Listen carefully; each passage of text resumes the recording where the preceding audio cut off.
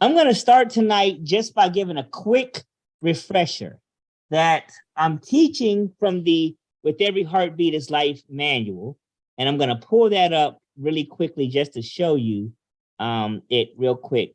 Because when you do it out in the community, now I created these slides for doing the program virtually. And what we've learned is that, yes, using the slides to teach the manual and the sessions can be very useful, particularly if you end up also having to do it virtually.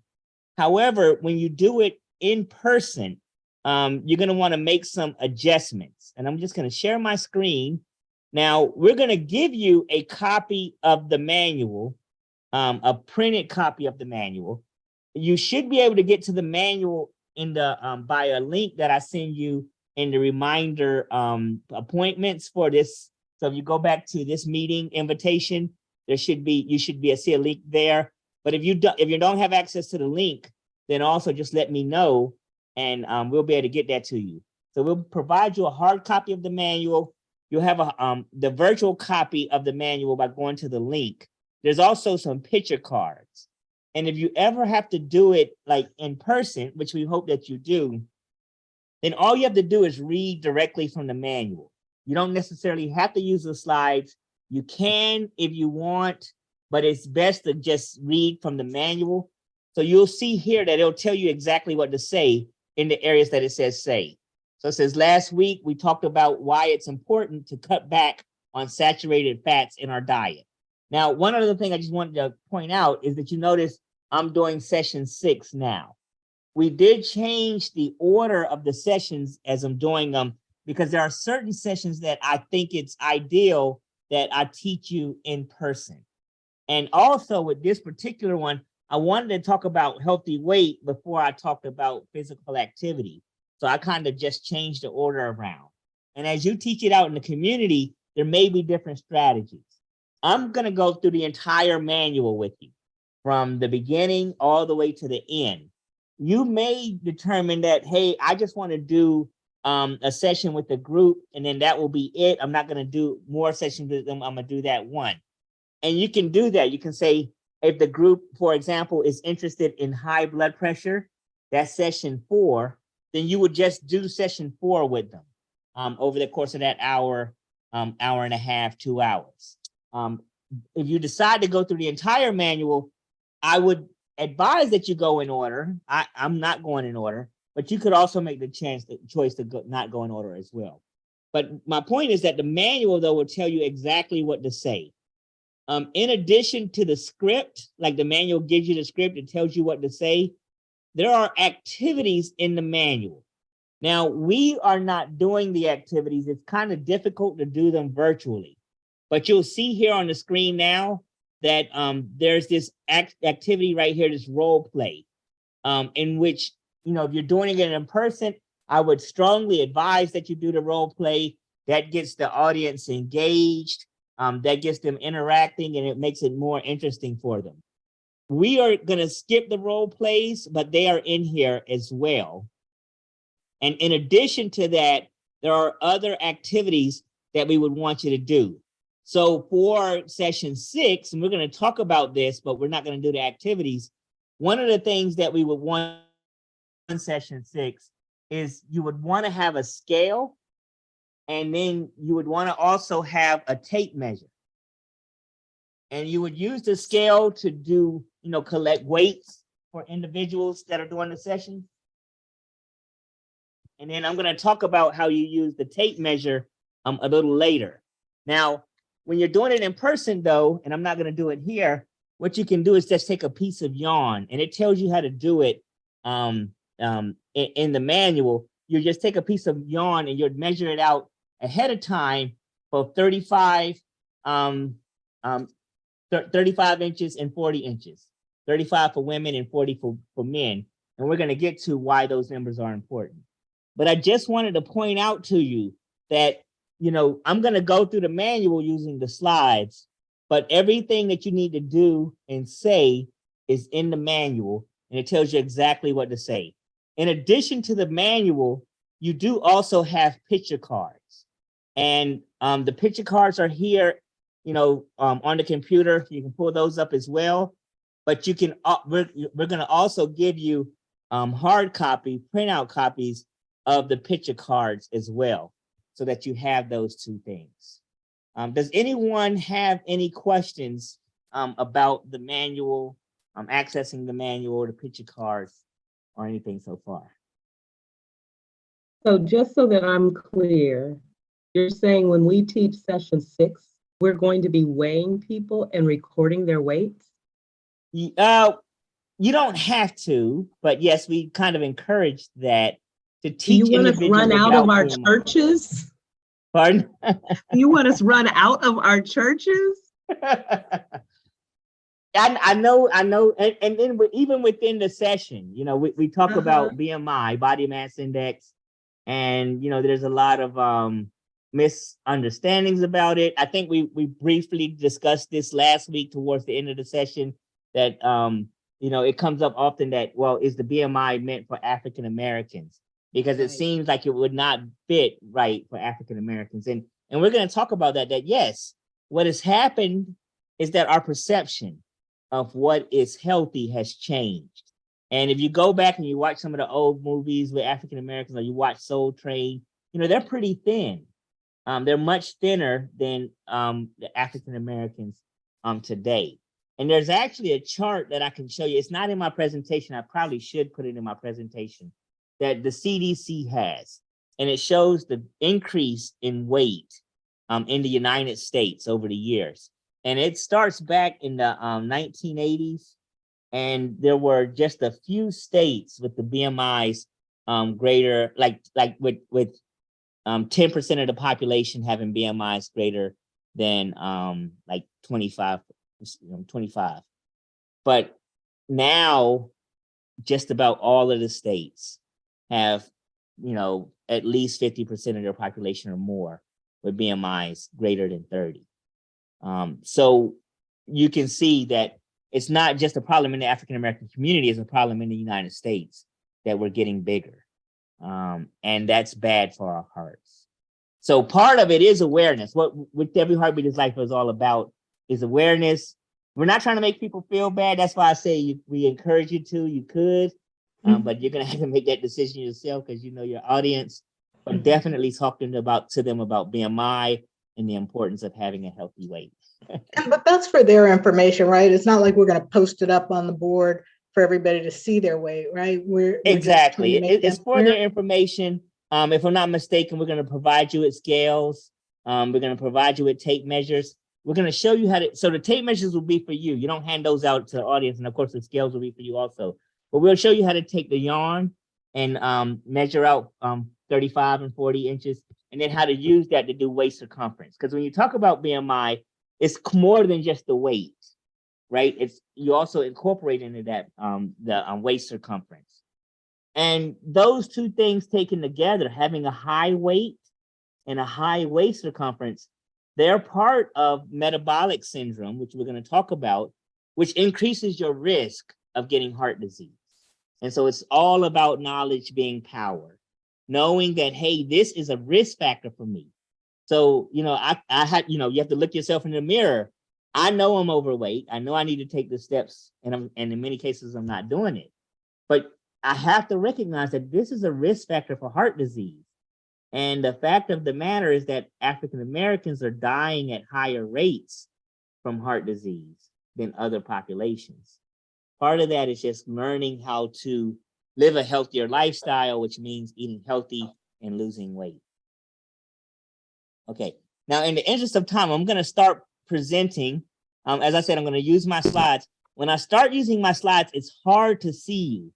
So if you have a question about anything I'm presenting, then just please feel free to speak up. You can interrupt me because I want you to get the message. But I'm going to start sharing now my slides so that we can start. And as I mentioned, we did session 1 and session 2 last week. I'm going to start with session 6. And so today we're going to do session 6, which is going to be talking about keeping a healthy weight, embracing your healthy weight. And then I'm going to go back to session 3, which is on physical activity. So if you have any questions, please feel free to just interrupt me and I can answer your questions. So today is right now I'm going to be talking to you about session 6, embrace your health, aim for a healthy weight. Now, in our last session, we did talk about, as I said, knowledge is power, and then reacting in time for heart attack signs.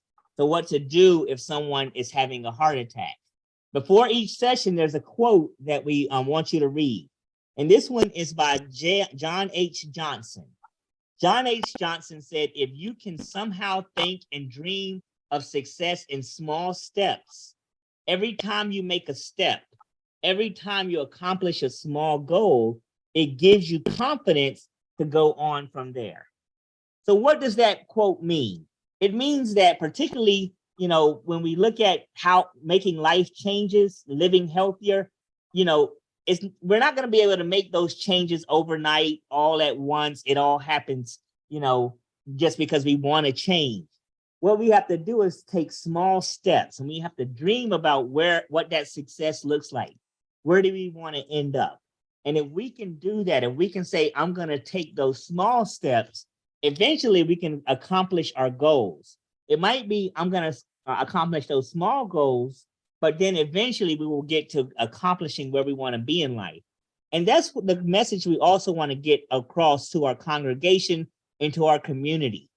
Changing our weight is going to take time. And there's no easy, quick solution. You hear about the fad diets. Oh, just do this and just do that, and you lose weight very quickly. Well, those don't work because they're hard to sustain over time. So when it comes to weight management and weight loss, it's important to think in small steps and small changes that will help you get to your goal. If you're overweight, losing just 10 pounds can make a difference to your health. Most African-American adults are overweight or obese. And I'll just have to admit to you that I am overweight and approaching obesity, actually. And I do recognize that it is a risk factor, as I said, for cardiovascular disease. It's a fact that I have to come to accept and then say I'm going to commit to making changes in my life in order to live healthier. Unfortunately, though, they're also in the African-American community, many of our children are also obese. And, I told you at the beginning of the session that the CDC has these maps of the US that shows how the states are gradually getting obese. If you look back to the 80s, and, most of the population had BMIs that were within normal range. But now most of the populations in most of the states, just about every state, has BMIs that are overweight and obese. So it's not just a problem in the African-American community, but it does affect the African-American community to a greater extent. And we're going to learn why that is. Among African-American adults, about 70% of men and 82% of women are overweight or obese. So I'll say that again. In the African-American adults, about 70% of men and 82% of women are overweight or obese. So what that leads to is that, if you look around, 8 out of 10 African-American women are overweight or obese, and 7 out of 10 African-American men are overweight or obese. So you can see how, because we see it and we're surrounded by it, and so when we start accepting it and thinking that, okay, this is normal, that most people I know are overweight or obese, so this is the way we are supposed to be. But the BMI is a calculation that is for all populations. The only population that may not use the BMI calculator is the Asian population, because they tend to be a little smaller. So that is, the BMI doesn't work for them. But for African-American communities, the Caucasian communities, and Hispanic communities and others, the BMI calculator works for them. But it's just our perception of what normal is has changed. And we've become more accepting of having a bigger stature, of being bigger, just because, that's what we see around us. We have to remember that obesity starts young. About 1 in 5 African-American children aged 6 to 11 are obese. So, 1 in 5, that's pretty significant. 20% of our African-American youth are overweight or obese. Being overweight or obese increases your risk of having heart disease, a stroke, high cholesterol, high blood pressure, and diabetes. So that's what this course is all about. We're not trying to make individuals feel bad, as the statistics just said, 80% of women, 70% of men are overweight or obese. So we can recognize that in our churches, in our communities, obesity is a problem. Being overweight is a problem. But what that does is it increases our risk of having heart disease, having a stroke, having high cholesterol, high blood pressure, and having diabetes. It's a risk factor. And that's what we have to inform our community about. We're not trying to make individuals feel bad, but we just need to recognize that this is a risk factor. Being overweight can increase your risk of developing some types of cancer and can make other health problems more worse, such as arthritis and sleeping problems. So I think I told you all that I have sickle cell disease. As a result of my sickle cell disease, I have bad hips. My hips went bad when I was a kid. Being overweight, it puts more stress and burden on my hips, and so it does make my hip problems worse. It can also make make sleep problems worse. But losing even a little bit of weight can help with many health problems. We also recently observed that being overweight is a risk factor for deaths from COVID. So, when they looked at, okay, who are those individuals that are dying from COVID, disproportionately, it included those individuals that are overweight or obese. Now, if individuals are overweight or obese, of course, we know that they're at increased risk for high blood pressure, as well as at increased risk for diabetes. And all of these risk factors can work together to make certain infections, including COVID, even worse. So it's very important that as we talk to our community, we help them to understand that these are risk factors. Now, in a few minutes, I'm going to show you the BMI chart. And it's also in your manuals, and it will be in your picture cards. And we'll also, I think we have handouts that would include them when we get there. But first, we're going to talk about James Harris. And James Harris weighs 180 pounds, and he's 6 feet tall. So let me go to this BMI chart right here. So now we're looking at the BMI chart. I'm just going to go back to the previous for 1 second. He is 180 pounds and is 6 feet tall. Sorry. So what you would do first is go over here. And as I said, he's 6 feet tall. So you find his height at 6 feet tall and you scroll down. Okay, we have him at 6 feet tall. And it says he's 180 pounds. So then you go over from that 6 feet tall over to your right, and then you find where he will be. Now you will note that it doesn't have a 180 here, but he's going to fall somewhere between 177 and 184. And so with a BMI at with the weight at 180 and height of 6 feet tall, his BMI is somewhere in that 25, less than 25 range.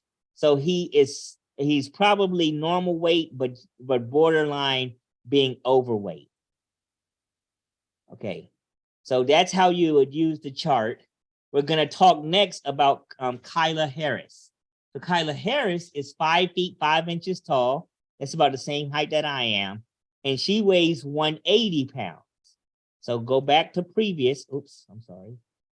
Let me go forward. She's 170, 5'5". So we will find 5 feet 5 inches tall, and she's 170. So she's going to fall somewhere in here between 28 and 29 BMI. So she's clearly overweight, and she's heading towards being obese. Now, I will tell you that I'm 5'5" as well, and my body mass index falls somewhere right in here around 180. So I am obese. And I often say, I joke with my wife sometimes that, I am on the road to OB City. right? To obesity. And so I need to figure out how I get off the road to obesity. And so that's how you use the BMI chart, is that you take the individual's weight. Well, you take their height first, you find their height on the chart, and then you scroll over to where their weight is, and then that's going to be where your BMI falls. And so, as I mentioned, my BMI is somewhere between 29 and 30. So I am obese, and I need to take those steps. Now, with being obese, that I'm not trying to knock myself, but I do need to recognize that I have a risk factor for cardiovascular disease. Now, body mass index, BMI, is a general measure of body fat. Some adjustments are needed for muscular or very athletic people and older adults. What you'll often hear is that, okay, well, look at one of those athletes like Terrell Owens or Jamar Chase. And I'm naming football players. I don't know if you all watch football. And you see the wide receivers or some of the running backs, and they look real like can tell they have very little body fat, and they're very muscular, and they will have a real high. They may have a high BMI because they're very muscular, they're very tall, they're very fit. And so what we do need to do is make adjustments for individuals that are very athletic and very muscular. And the way we make that adjustment is by doing the waist circumference, right? So if I were to go and get Terrell Owens or one of those other football players that are built like Terrell Owens, you'll see them. They're really, really chiseled, really muscular, really strong. They will have a high BMI according to it, but they'll have a small waist measure. So you go down and you look at their waist, and wow, their waist is tiny. And that's also the case for me, or at least it used to be.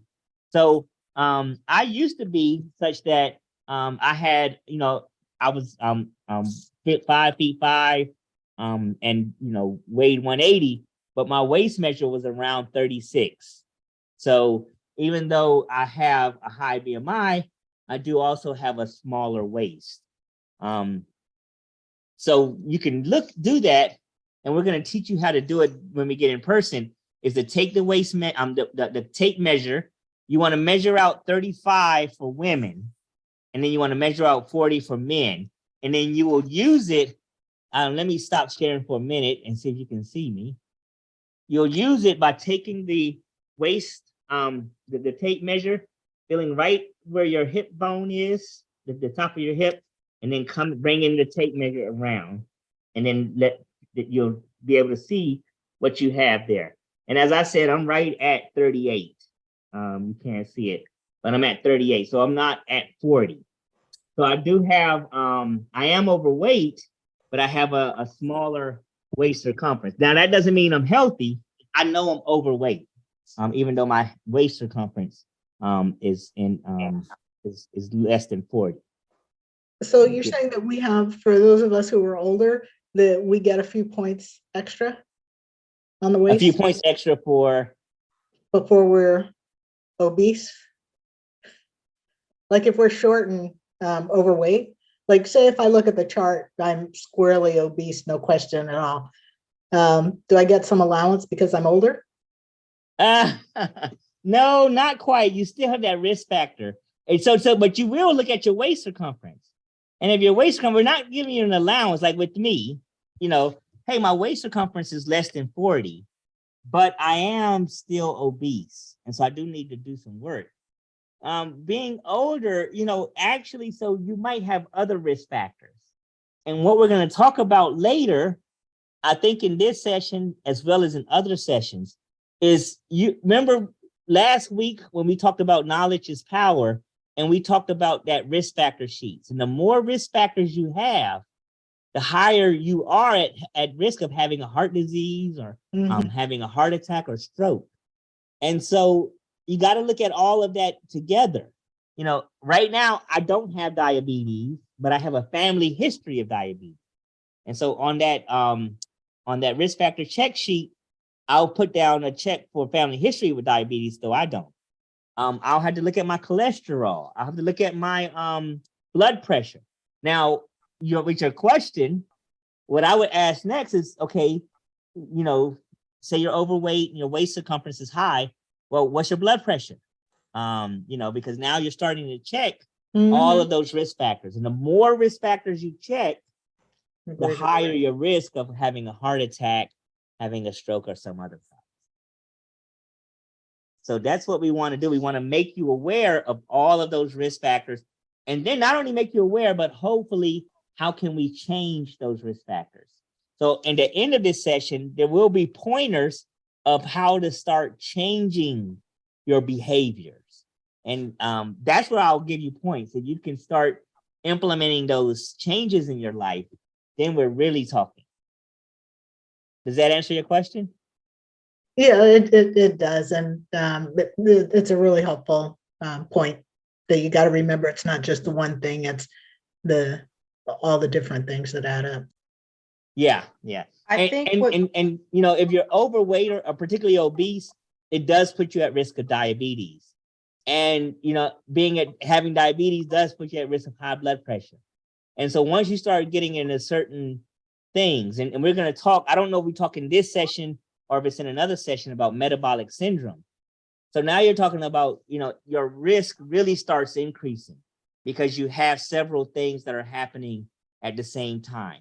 The metabolic syndrome we'll talk about later, there are 5 criteria for it. And if you have 3 of those 5, then you have metabolic syndrome. They include like being overweight, having diabetes, having a blood pressure at a certain point. I think there's and there's 2 others. And so what we want to do is we want to start knowing, about these things and then knowing how to change them. But when you talk about weight, you're going to want to talk about the BMI chart, and you're also going to want to talk about waist circumference.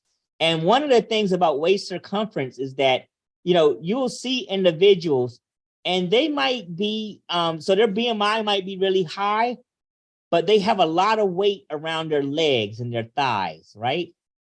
That's different. So their weight in their legs and thighs, they have a lot of fat here, but that's different than the fat that's right around their abdomen. And I have more of that abdominal fat, right? That abdominal fat, it's different it acts different in our bodies than the waist and thigh fat.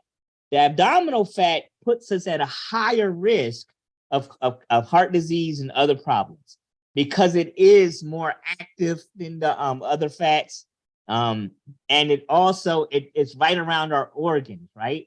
So it can start causing problems for our organs. So that's why the waist circumference is also important, because it's a measure of that, what you'll hear maybe later called visceral fat or that abdominal fat. And that visceral fat is much worse for you than fat that's on your waist or on your thighs or so forth.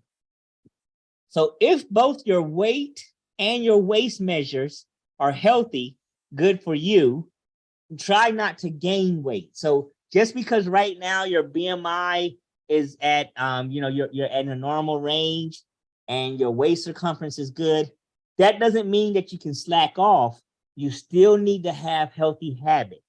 One thing I learned is that as soon as I hit 45 and 50 and 55, it starts getting harder and harder to, lose the weight, and then harder and harder to keep it off. So I'm 51 now. So it's been much harder for me over the past 5 years to maintain a healthy weight. But we have to figure out how we make those lifestyle changes. And those lifestyle changes are going to include both diet and exercise in order to maintain a healthy BMI. If your BMI shows you're overweight or obese, or your waist circumference is too large, then you need to lose weight to protect your health. We talk in this course about how to lose weight safely, but you should also ask your healthcare provider or a registered dietitian if you need help. So there are times that it may take us working with a doctor or working with a dietitian, because it can be very hard to lose weight and then also to keep that weight off. But it's important for us to recognize that we are overweight and obese. So as I mentioned, there are other risk factors besides the overweight that we have to keep in mind. And so when you were asking earlier about, do we get points for being older?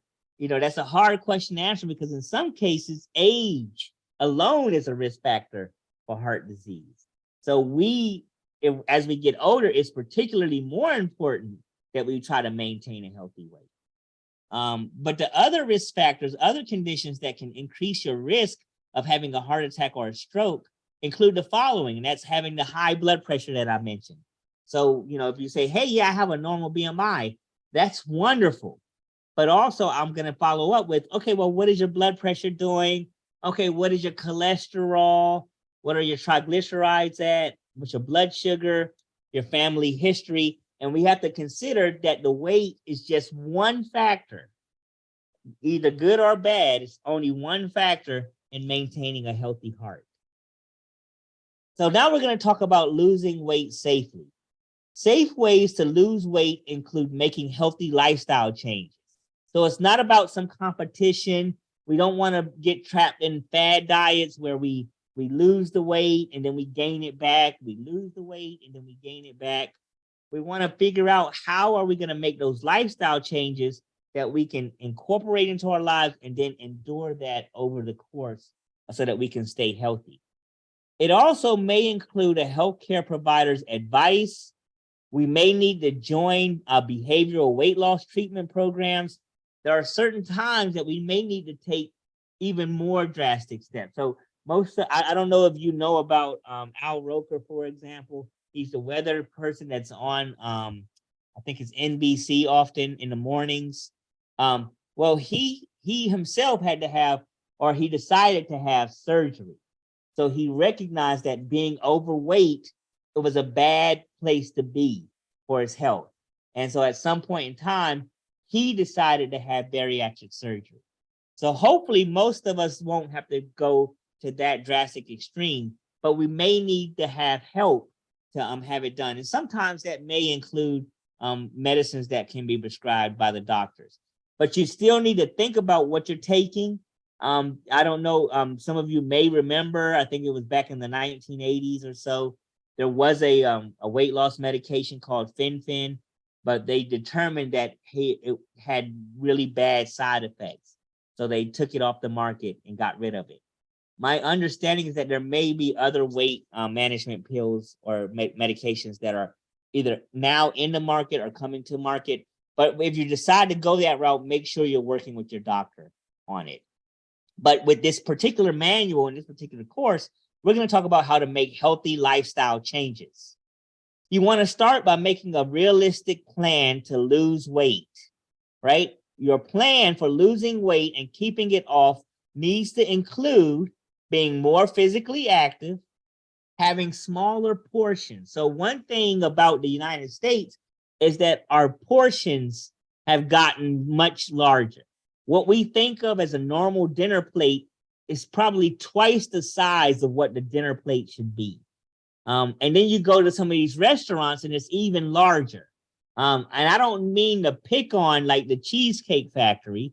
I don't know if you all have the Cheesecake Factory in California. I think you do. But their portions are huge. So you're talking about a portion it's your meal, but it's meant for 3 people, right? So that's another problem, is what I've heard called that portion distortion. We have a distorted view of what our portion should be, and that comes from just us doing things a little larger in the U.S. We have the motto in the U.S: "Go big or go home." Well, we went a little too big with our plates, with our furnitures, with our cars, and so we need to figure out how to make sure that doesn't spill over into our bodies. And then we also want to start eating foods that are lower in saturated fats, lower in carbohydrates, and lower in calories. So those are the 3 major lifestyle changes that we need to do to maintain a healthy weight, to lose a healthy weight. We need to make a plan that includes more physical activity, smaller portions of food, and eating foods that are lower in saturated fats, carbohydrates, and calories. If we do those 3 things, then we can start losing weight. To lose weight, you'll need to eat about 500 fewer calories a day than you do right now. Keeping track of how many calories you eat every day, it is an important strategy for losing weight. So there are three components when it comes to losing weight: more physical activity, eat smaller portions, and eat foods that are lower in saturated fats, carbohydrates, and calories. You might see that I'm repeating key points, and I want you to do that as well when you teach it out in the community. If you get nothing else from this session, please remember those three things. If you want to lose weight, be more physically active, eat smaller portions of food, and eat foods that are lower in fat, carbohydrates, and calories. So this chart though shows us, and as it was asked earlier, like, do we get, points for the older you get, right? Then the less calories you need. That's probably not what happens. Usually as the older we get less physical activity. We're sitting around more and we're probably taking in more calories. But you'll see that the older individuals, they need less calories than younger individuals. A person that's 18 years old, even if they have a sedentary lifestyle, they probably still need about 2,400 calories. If they're moderately active, they need about 2,800 calories.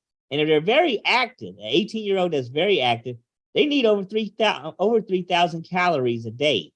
Whereas if you are in your 70s, then you only need about 2,000 calories a day. If you're sedentary, you're going to need about 2,200 calories if you have moderate activity, and 2,600 calories if you're very active.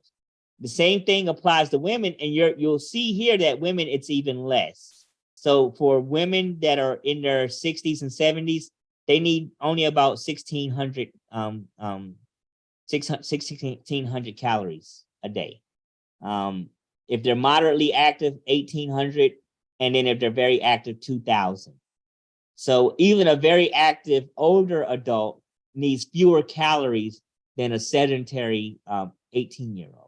So it's just important to keep in mind that we also need to adjust our caloric intake as we grow older and as our lifestyle changes. Now, you want to choose foods that are low in fat, carbohydrates, and calories. You want to try fat-free or low-fat milk. So I know that right now in our household, we don't drink any whole milk. We have 1% and 2% milk. That's the only milk that we drink in our household. So you want to start if you drink milk, you want to look for that milk that's 1% fat or low-fat milk. And that also includes the other types of milk. Just because it's soy milk, it could still have added fat in it. Or just because it's oat milk or any of the other milk products that they have now, you want to make sure that it's low in fat. The same thing goes for your cheeses. You want to look for reduced fat cheeses. You want to try to eat more fruits and vegetables without butter or sauces, right? So you want to have more fruits and vegetables. You don't want to, but you don't want to lather your vegetables in butter as you cook them, or oils or other high calorie items. You want to make sure you're drinking unsweetened tea. So I'm from North Carolina. We have sweet tea. If you go like to Bojangles or some of those restaurants, and it's very sweet. But what you want to do is go for unsweetened tea or sparkling water. And what I tend to drink mostly now is what's called Crystal Light. It's a small packet. You can put it in water. It gives it a taste, but it doesn't have any calories or very low calories. So choosing water, maybe using Crystal Light if you feel you need a taste, you don't like just plain water, or drinking unsweetened tea. I actually saw a commercial that's out now about drinking unsweetened tea being heart healthy. We just want to make sure we're not loading our tea with a lot of sugar. You can have small portions of brown rice, green beans, cereals, corn, or whole wheat tortillas, and whole wheat pastas and baked goods. We're going to talk later, or in this session, or there's another session that talks about brown rice versus the white rice. And so you want to look for that brown rice. And then you also want to have leaner cuts of meat, fish, skinless chicken or turkey. You want to do that. You want to also cook your foods healthier. So instead of frying your foods, you want to bake, broil, or roast, or grill instead of frying. And now they have the air fryers, and that can also work a little better because it doesn't, you're not cooking the food in a lot of grease and fat.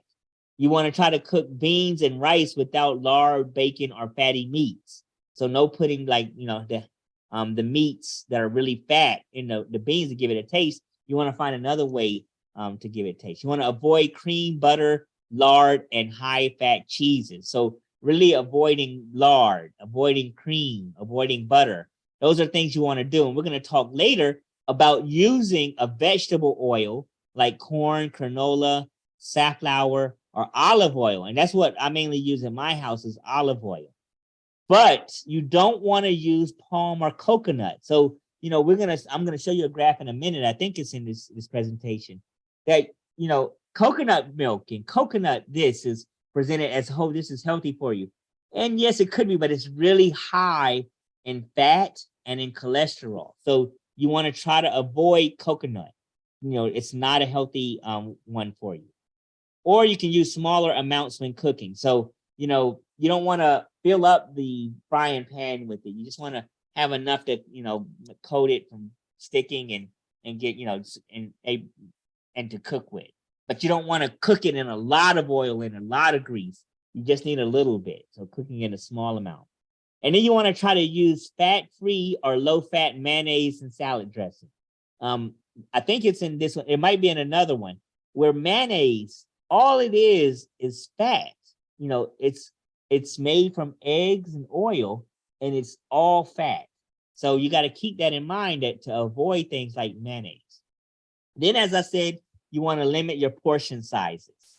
You want to eat smaller portions, right? We have a tendency now to use these large plates. What you might need to do is go back to those smaller plates. And when you do your portion size, because, even the way we think about it, about a fistful of meat is all the meat you need, and maybe even smaller than that. But if you look at the meats that we have, we'll have like a whole chicken thigh, like half a chicken on our plate, because you'll have the thigh and the leg and the wing. That's half of a chicken. That's too much meat. But our perception is that, okay, well, hey, if you go to Popeyes or if you go to this one, they have that 3-4 deal, right? Well, that's too much. All you need is one piece of chicken instead of 3. So we have to start thinking differently. We have to start looking at our portions differently. And as I said, I'm not trying to, knock anyone or make anyone feel bad. It's just that these are risk factors for heart disease. And if we want to live long enough to get to know our grandchildren, then we need to make these changes in our lifestyles. To control your hunger, eat smaller meals or healthy snacks during the day. So one of them could be that, you can have a snack of raisins and nuts. That's what I kind of do sometimes. Is I'll have my meals, but I'll have raisins and nuts, small snacks during the day, smaller portions of it though. So not a whole bag of raisins and nuts, but, just a small portion of it. So eating small portions, to snack on, and then eating smaller meals to help us live a healthier lifestyle. When eating out, be sure to watch your portion sizes. So as I said, if I were to go to Popeyes down the street, they have those meal deals. And so it's tempting to get 3 pieces of chicken with a side of fries and the large iced tea. But all of that is too much food. And it's easy, particularly when you're eating out, to just overeat. If we're socializing, we go to Cheesecake Factory and they bring us this large plate of salad. And we might think, oh, while we're eating healthy, it's a salad, but it's packed with a lot of meat and it's just too large for it. So what we can do instead is share that. So go to Cheesecake Factory, buy 1 entree and share it with 2 or 3 people. Or save some of it to bring home. We don't have to eat all of it right there. We can eat some of it and then bring some of it home to eat later. And if you drink fruit juice, make sure it's small portions of 100% fruit juice. The calories in beverages add up quickly. Now, I'll be honest, So I have totally stopped drinking orange juice. I'm not saying orange juice is bad for you. If you really like orange juice, then please enjoy it. But please understand that it's very high in sugar, right? And so it has a lot of calories in orange juice. And so if you drink, because even with that, we think of these large glasses as that's a serving size. Well, serving size may just be a cup or half a cup, but a large glass may contain 2 cups, right? And so you think, okay, well, I'm living healthy, I'm drinking my orange juice. But if you're drinking 2 cups of orange juice, that's a lot of sugar, a lot of calories to take in. So with your fruit juices, also make sure that you're watching the portions there, have smaller portions. And then also, orange juice doesn't need extra sugar, but there are some fruit juices that they add more sugar to it. So we're going to talk a little later about reading your food labels to make sure you're not getting too much sugar. And then the fourth one here is get active. Say goodbye to excuses. We need to be physically active for at least 2.5 hours a week. That's 10 hours of moderate activities 3 times a day, which counts up to 30 minutes. So we need about 30 minutes of physical activity every day. 30 minutes of physical activity every day, 2.5 hours a week. If you enjoy the outdoors, try biking or hiking. Play with children in your life. So if you have those grandkids, invite them over and play with them for 30 minutes. Get that physical activity in. You might try swimming as an option if you can swim. I can't swim, so that wouldn't be an option for me. And then you want to think physically active as a special time to refresh your body and mind. I have to admit that lately I've been really busy. I used to enjoy taking a 30-minute or hour walk around 5 o'clock. I've been too busy to do it, but I need to stop making excuses. I need to say goodbye to excuses and start getting that 30 minutes of exercise each day. And then you want to aim for a healthy weight. Try not to gain extra weight. If you are overweight, try to lose about 1 to 2 pounds a week. You don't want to lose like 5 and 6 and 10, 15 pounds in a week. That's unhealthy for you. If you're doing something that causes you to lose like 10 pounds in a month, then that's probably not the right thing to do. It's probably unhealthy for you. You want to try to lose 1 to 2 pounds a week. So we talked about the food groups here and the serving sizes, and you'll be surprised, with your grains, a serving size is 1 slice of whole bread. But how many of us eat 1 slice of whole bread? We usually have 2, right? I mean, that's how you make your sandwich. You have 2 slices of bread. But a serving size for your grains is 1 slice of whole bread, or 1 ounce of dry cereal, or half a cup of cooked rice, pasta, or cereal. So I'm not saying half a cup of uncooked rice, because the uncooked rice, they're really tiny. They're not puffed up with the water yet. A half a cup of uncooked rice might be 2 or 3 cups of cooked rice, but it's only a half a cup of cooked rice is your serving size. When it comes to vegetables, 1 cup of raw leafy vegetables, 1 cup of cut, raw, frozen, or cooked vegetables. When it comes to your fruits, 1 medium-sized fruit, such as 1 apple. So 1 apple is a serving size. 1 orange is a serving size. Or half a cup of fresh, frozen, or canned fruits, right? So that orange juice in the morning, half a cup is your serving size. When you look at fat-free or low-fat milk, 1 cup of fat-free or low-fat milk, or 1.5 ounces of reduced fat cheese. So you'll see that your serving sizes are off.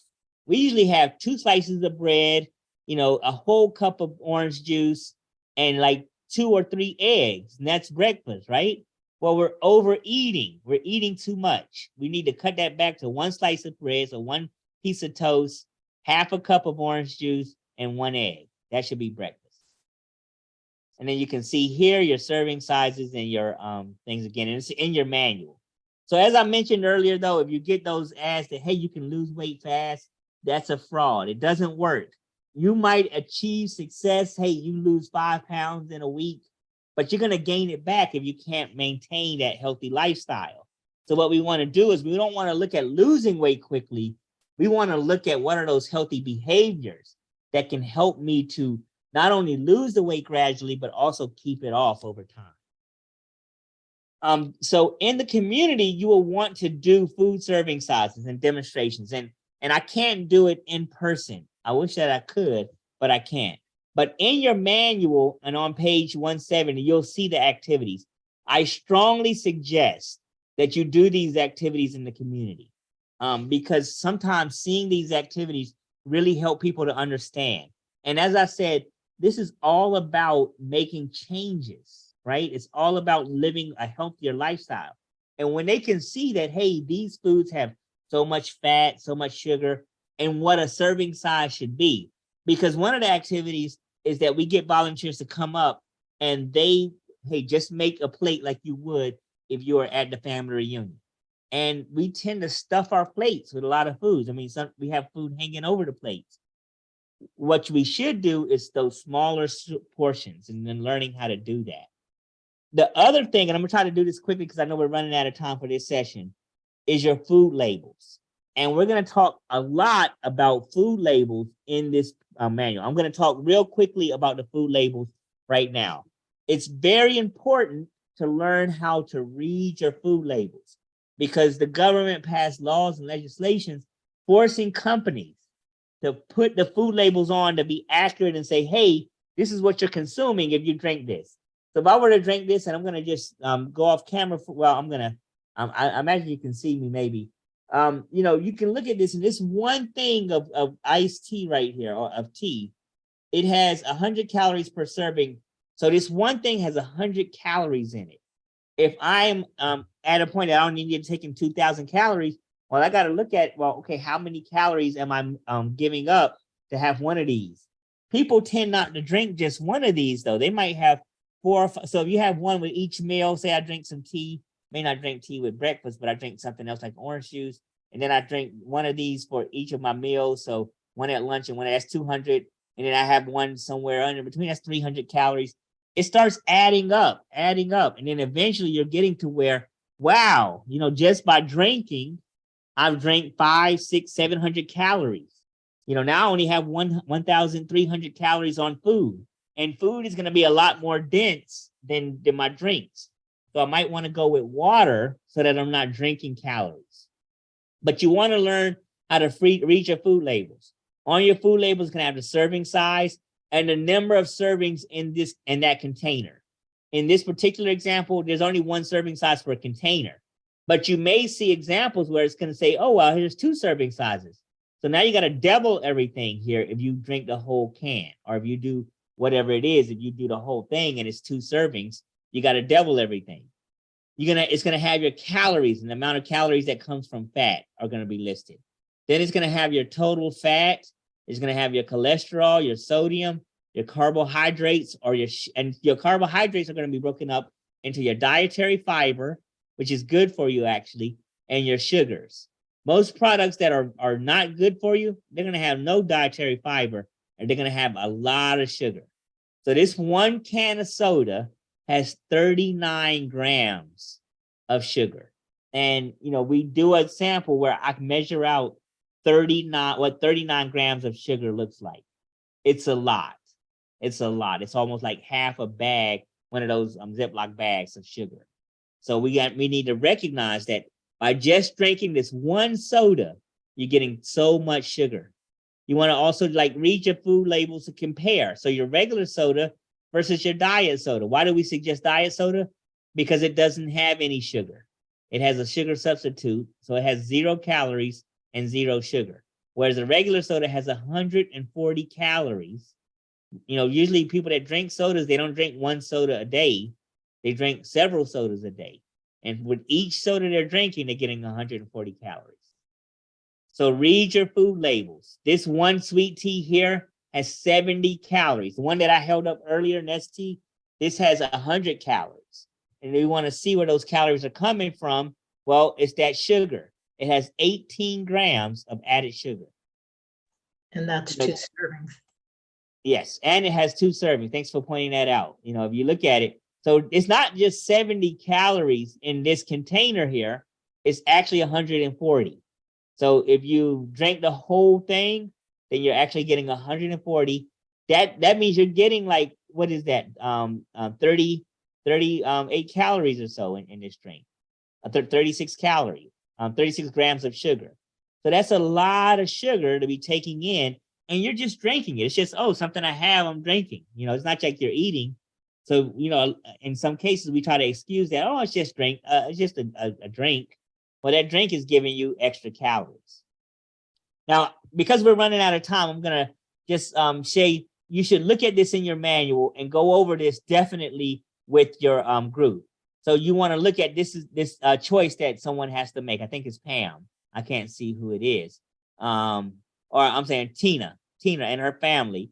What to choose: the popcorn versus the microwave. The potato chips versus the microwave popcorn. The potato chips has 180 calories. The popcorn has only 23. The potato chips have, a lot of salt in here. We haven't talked about salt, the sodium yet, but it looks like it's 600, whereas the popcorn only has 50. So the better choice here is the microwavable popcorn. There are other reasons to avoid it, but this would be the choice if you wanted to have a snack. Choose the popcorn. Another one here is the cantaloupe versus the butter cookies. The cantaloupe has 55 calories. The butter cookies had about 120 calories. So we want to choose the one. And then this butter cookies, 3 cookies per serving. But usually we don't eat 3 cookies. We eat half the container or just a little less or a little more. So make sure that we're reading the food labels as we go on. I talked about, the different food labels we have here. Please go over this in your community. Teach your community members how to look at the food labels. Let's not eat just because it's there and we're not conscious of how much we're eating. Let's start making it a habit to look at the food labels and at least be aware of how many calories we're eating, how much saturated fat we're eating, how much carbohydrates we're having in our diet. We need to incorporate that into our behaviors. So just quickly to review, why is it important to maintain a healthy weight? Being overweight increases your risk of heart disease, stroke, high blood pressure, high cholesterol levels, diabetes, and other types of cancer. It's a risk factor. We're not trying to make people feel bad, but they need to know that being overweight is a risk factor for heart disease, stroke, high blood pressure, high cholesterol, and diabetes. What's a healthy way to lose weight? So it's not going to be that fad diet, I'm going to go on a keto, I'm going to do this or that.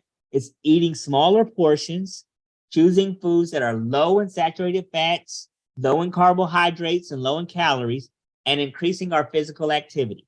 So if you don't get anything else out of this particular session, and then you want to talk to your community members about it as well, eat smaller portions, choose foods that are lower in saturated fats, carbohydrates, and calories by reading your food labels, and increasing your physical activity. That's how you lose weight. And then how do you read the food? Why do you want to read the food labels? The food labels tell us that serving size and the number of calories and the amount of saturated fats and carbohydrates per serving. So you can compare the nutrients in the different foods using your percent daily value. So that's it for this session. I'm going to take a few minute break. If you have to take a break to use the bathroom or get some water or anything, I'm going to just take a break so I can switch my slides out and get ready for the next session. Were there any questions though before we break? I'll ask again. This is Kalita. I have a question. Yes. So I know that your chart had I guess it was 4 different items that had all the different nutrients on it, but like choosing between A or B, choosing the one with less sugar than the other is good. But do we have any guidelines on how much we should be looking for in a day? Yes. So well, when it comes to sugar, you want to look at calories. Well, sugar, calories, all of those macronutrients. Yes. So I'm going to definitely get to that later because Okay. in that one chart when it talked about calories, you can see, and let me see if I can find it real quickly so I can show you. But you can see that as we age, we need less calories. And it talks about individuals that have a sedentary lifestyle. Here, let me go out so I can share it with you. Individuals that have a sedentary lifestyle, versus non-sedentary, how many calories they should take in. So this chart right here shows us how many calories we need to get in a day. So one of the things that you need to do is start thinking about your calorie count, right? And saying, okay, I have to expend in a day. So I'm at 55. I only need, if a sedentary lifestyle, which is where I am, I only need 2,200 calories in a day, right? If I became moderately active, it goes up to 2,400. I can see how many calories are in it by looking at the food labels. But then going to the food labels, though, it also has our percent daily value. So this sugar right here, you know, when we look at this, it 39 grams of sugars are 12% daily value, right? So we're already reaching pretty high, 12% of the total amount of sugar we should take in a day is in this one can. So it's almost like using a budget, and you say, okay, if I spend $12 here out of 100, I only have $78 left to spend. And then you can use that to watch the sugar count. I'm trying to think, I don't know, I can find out like from a dietitian, like how much amount of sugar, because I don't think we get into amount of sugar. I know we get into amount of saturated fats, we get into amount of cholesterol, we get into amount of sodium. But I'm trying to think, I don't know if we get into amount of sugar. But Okay, I thank hope that you. answers your question. It does. Thank you. Okay. Quick break, and then we'll be back and I'll start session 3. We are running slightly behind, so I might need to pick it up some on session 3, but we'll get through it. What time do we come back from break?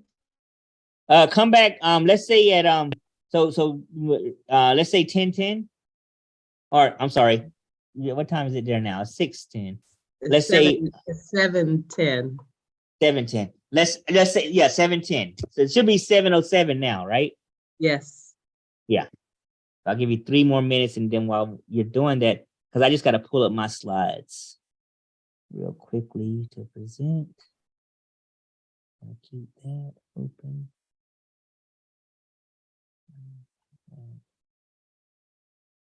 If you don't mind, I've been given an assignment. Everyone who's attending here, we need to know what church you're from. So if you could put your church affiliation in the chat, I'd greatly appreciate it. Anytime this evening, that would be great. Yeah, thanks for And those- making that announcement. Sure. And those from Second Baptist, I know that you're from SBC, so no need for you to do it. And do you have the list of people? I can get that information to you. And Do their I have a contact- list of the attendees? Yes. Yes, I do. Okay. And you have their contact information as well? No, I do not. So if you Okay. could put your church and your contact information, that would be great. Sandra, thank you.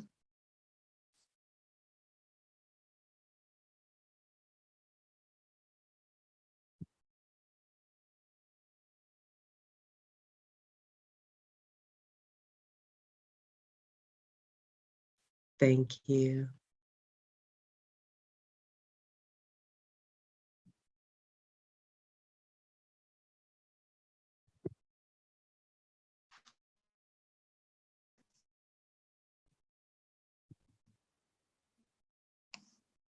Kalita, sorry, Beverly Atkins Friendship Baptist Church. I'm having trouble chatting it. No Beverly, problem. thank you. Thank you, Ms. Beverly.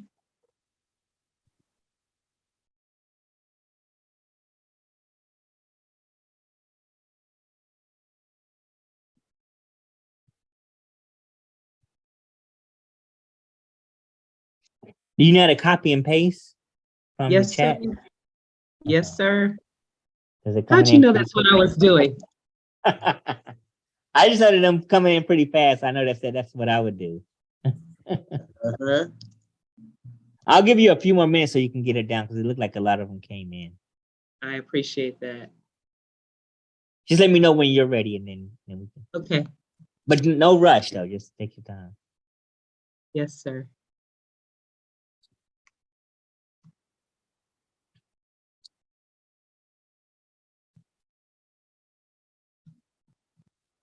Sorry, Khalida, I stepped away. You wanted our affiliation and contact information? Is that what you're trying to get? Yes, please.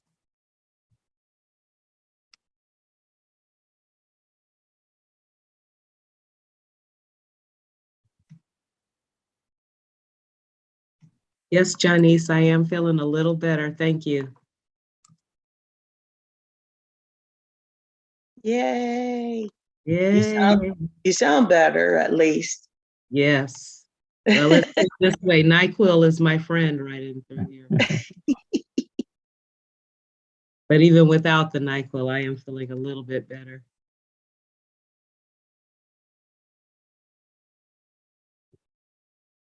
Almost there, sir. Okay. Yeah, just let me know when you're ready. No rush though. Okay.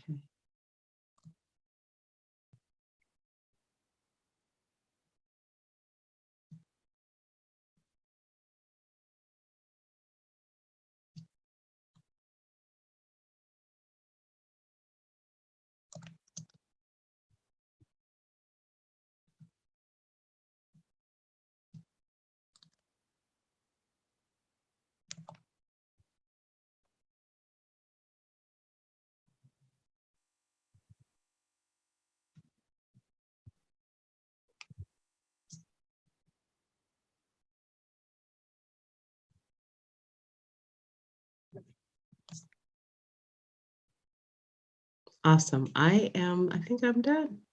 Okay. Yes. So great. Let me see. I'm trying to think if I should go back. Yes, because I do see. Give me 1 second before I get started again. It looks like Pat McLeod. I think I see your name now. You're here. Patricia McLeod. Yes, I'm here. Okay. So mark you as present. I'm gonna just read the names that weren't here earlier. Vivian Campbell. Lori Sims. Sandra Jones. Present. Okay. Dion Thomas. Michelle Law. And Vanessa Francis. I'm here. Okay, Vanessa Francis, got you. Okay, good attendance today. A lot of people. Okay, so now I'm going to start, and I'm just gonna mute us. Well, okay. Here's so Patrice McLeod. I'm sorry, Patrice McLeod, not Patricia, Patrice McLeod. I'm just gonna mute you, but if you have a question, you can unmute yourself. And because once I start, I can't see the participants. But if you have any questions, please speak up and I can answer your questions. Please don't hesitate to interrupt me if you have to. Okay, so now as we usually do, we're gonna start the session. This is session 3 that we're gonna talk about. And as I said, it starts with a quote. Our past president, first lady, I meant to say, our past first lady says, we need to do a better job of putting ourselves higher on our own to-do list. We need to do a better job at putting ourselves higher on our own to-do list. So what does that quote mean to you? It means a lot of times we're so busy watching out for other people's health, whether it's our children, our spouse, other relatives, maybe a parent, that we don't take the time out for our own selves to make sure that we're taking care of our own health. So we need to start figuring out how do we put our own health up there so that as an important as well. And you will see sometimes, well, you will see all the time, like in the if you're taking a flight, you know, in the flight manual thing, it tells you about what to do in case of emergency. And it always says, put your mask on first before you put the mask on your child or another person you're trying to help. The reason that it says to do that is because if you pass out, then you can't help anyone else. And we need you to be alert and aware and with it so that you can help the child or you can help someone else in need. But if you don't help yourself first, then you're putting yourself in a situation where down the road, you're not going to be able to help anyone else. So it's important that you put yourself higher on that to-do list. You start making your own health a priority. Sure, it's important to make sure that you're telling family members to stay healthy, but also making sure that you're doing it. So in today's session, we're going to talk about physical activity and why physical activity is important for your heart and overall health. We're also going to discuss how much physical activity you need every day to get the health benefits, and then easy ways to be physically active. By physically active, we also mean exercise. So you'll hear physical activity, that means exercise, that means getting out and move. And you may remember First Lady as that Let's Move campaign. She had a campaign to try to get children out and get them moving more. So physical activity, that's another reason we wanted to highlight Miss Obama. It's we want to get on the move. Now, many Americans aren't active enough, which puts them at risk for heart disease and many other health problems. This is all about those risk factors again. Being overweight and obese, which we talked about in the previous section, is a risk factor. We're going to now talk about how sedentary lifestyle, how physical inactivity is a risk factor. So these things are risk factors. And when you talk to the community, you want to talk to them in the context of, hey, we're not trying to make anyone feel bad, but these are risk factors for heart disease. Only 21% of African-American adults are doing the recommended amount of aerobics and muscle strengthening activities. Only 21% of African-American adults. In the previous session, we learned that 70% of African-American men and 82% of African-American women are overweight or obese. We now see that only 20% of African-American adults are getting the recommended physical activity in order to stay healthy. But the good news is that increasing your activity, even just a little bit, it can help us. And the more active you are, the more you'll benefit. So we need to figure out how we incorporate being more physically active into that lifestyle change. There are several benefits of physical activities. What, if anything, is preventing you and your family or friends from being more physically active? So when you teach this out in the community, that's a question you want to ask community members, because they might say, just like me, I said earlier that, I used to enjoy taking a 30-minute, 45-minute walk, but lately I just been so busy that I don't have the time. I wake up, I start sitting at my computer to work. I have conference calls, I have phone calls, I have things I have to write up and type up. I'm sitting here all day and I'm not getting any physical activity. I turn around and it's 6 o'clock. I got to go cook dinner. I cook dinner, come back, do a little bit of work, and then watch TV. I've got no physical activity. But what I need to do is start putting myself higher on my to-do list and making sure I'm getting that physical activity in. When you do it in the community, you want to ask them, well, what is it that's preventing them from being physically active? Now, there are some times that you may get answers that as a community health advocate, we're going to teach you how to work on. If they are in an unsafe environment, that might be a situation where we say, hey, advocacy, which we talked about before in one of our sessions about the importance of advocacy, becomes important. How do we advocate to make our communities safe? What are some of those things we can do to make getting physical activity in the community easier to do? It might also be a situation where, and this is known now and talked about, where particularly African-American communities, they built a lot of highways and roads around African-American communities, kind of cut them off and do these things before. And so there aren't many walking spaces or exercise, parks to exercise in. And so that could be one of those things that we need to advocate for. So you want to talk to your community members, determine what are some of those things that are preventing individuals from getting the physical activity that they need. How do you think physical activity or exercise can help you? We're going to talk about the number of ways that being physically active helps us to be more healthy. And those ways includes it strengthens our heart and lungs. right? The more we get out and walk, the more intensity we put into our exercise, it causes our heart and our lungs to work harder and then start working eventually more efficiently. Sorry. It helps us to build and maintain healthy bones, muscles, and joints. So to keep those joints, you probably heard the expression, motion is lotion, right? Motion is lotion for our joints. So we want to get out.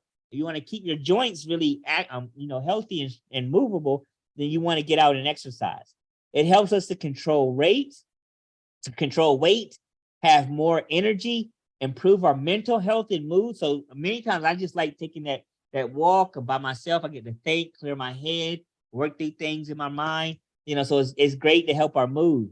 It can also help us to feel better about ourselves, to manage stress, and then to sleep better as well.